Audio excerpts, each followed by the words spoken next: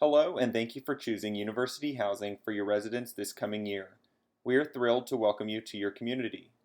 To begin with the online roommate agreement, visit housing.uark.edu/roommate. Follow the instructions to be directed to a site that looks like this. The purpose of the roommate agreement is to create open communication with each of your roommates about expectations, shared responsibilities, and other areas related to living together. This process is a great foundation for roommates' communication and satisfaction. Your RA is available for any questions you may have during this process. Please seek assistance if you become confused at any point while filling out the roommate agreement. Let's get started. To begin, select your residence hall, type in your room number, and then fill out residential information.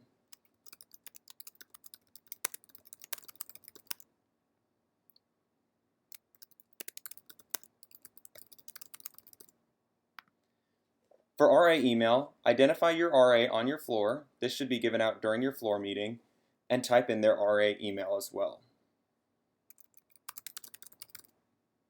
Once this screen is completed, go ahead and click Next.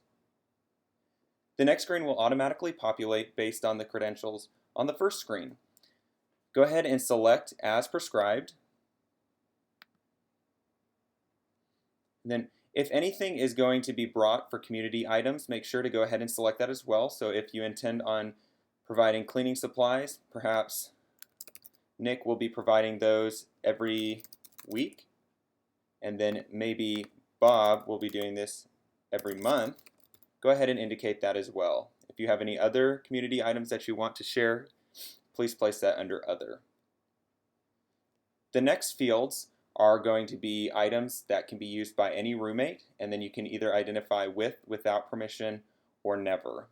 So for example, Bob and I are okay with being able to share the TV without permission. However, using my PS3, he should ask for permission, and at no point should he ever use my computer or his computer.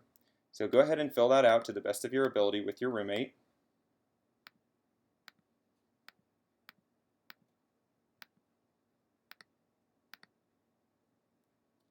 The next group of questions are personal items that can be used by any guest of the roommates.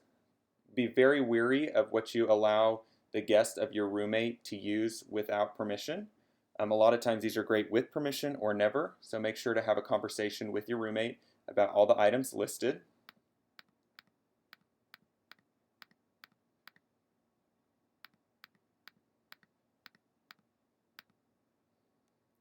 On the next screen, this will go ahead and start to dive into the messy and the cleaning kind of factor of your room. So determining who would clear the clutter in the room, you can decide if that is going to alternate or rotate, or if it's going to be done by the mess maker, or if every time there is clutter in the room, a certain individual in the room will clean that. So perhaps I'm really interested in cleaning the room. Nick Stauffer can go ahead and do that, but maybe emptying the trash is always Bob's responsibility, while cleaning the sink is whoever is the mess maker. Go ahead and fill that out to the best of your ability with your roommate. And then for the same items, go ahead and select how often you plan on doing that. This way, this settles any disagreements before they start about when cleanliness should take place, when cleansing should take place in your room.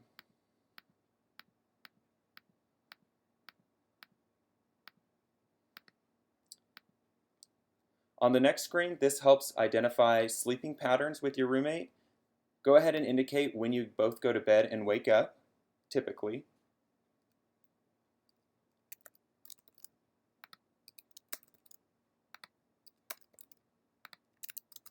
This is a great time to have a conversation too. If you notice that your patterns of going to bed and waking up are significantly different, be able to have that conversation about when Nick wakes up at 7 a.m., making sure that Bob is not disrupted by his movements and his getting ready until 11 a.m. to prevent any fighting or roommate disagreements. The next field of questions is going to be around sleeping and how your roommates decide that that is okay during your situation. So if you are sleeping, determining what is okay and what is not for your roommate. So in this situation, it looks like Bob goes to bed slightly earlier than Nick. So during that interim, is it okay for Nick to have the TV on and maybe have a desk lamp on, but it's not okay to be doing yoga, Pilates, or calisthenics, or perhaps having other people in the room? And then the last field is how much advance notice is needed for guests. This can range from anything of no notice to 1 week of notice. This way, if you plan on having any guests, your other roommate is prepared or not prepared. The next screen is more about study habits, and go ahead and select all the study habits that you experience. So Nick usually studies in the morning in the study lounge, and then Bob prefers evening in the room. On the next screen, it is going to prompt what is okay to have available, or kind of the background noise during study hours if someone selects that they study in the room. So in this example, Bob likes to study in the room, so he's okay with having the TV on and having a desk lamp on and lights. So after that is done, click Next. And then to finish up the roommate agreement, both parties need to select their name. And then once you click Next, the form will be completed. You will receive a copy of the roommate agreement. Both roommates will.